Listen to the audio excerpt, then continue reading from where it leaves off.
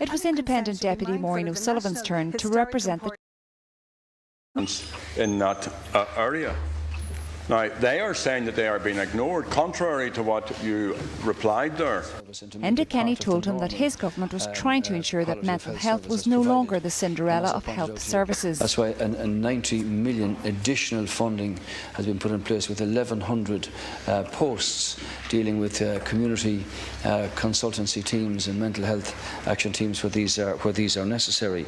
It was Independent Deputy Maureen O'Sullivan's turn to represent the technical group. She asked the Taoiseach to meet with the relatives of those involved in the Easter Rising to talk about the fate of the Moore Street site. In order to highlight the historical importance of the street, Deputy O'Sullivan referenced the Imperial War Museum of London, which sent a delegation to the site. Quote, "It's the only city-based 20th century battlefield to survive in all Europe and possibly the world, and historically it is beyond price." Deputy O'Sullivan had another request. I'm asking also, I think the next stage, and I hope this can be discussed when you do meet the relatives, is that there will be an independent review of it, because I know that there are people thinking of taking a judicial review, and then the state could end up in a situation where NAMA has to defend this developer and is using state money on this whole situation. So I do think one other aspect to consider is an independent review. There have been precedents for this. We don't want Moore Street to become like Wood Quay and we lost so much of Viking Dublin.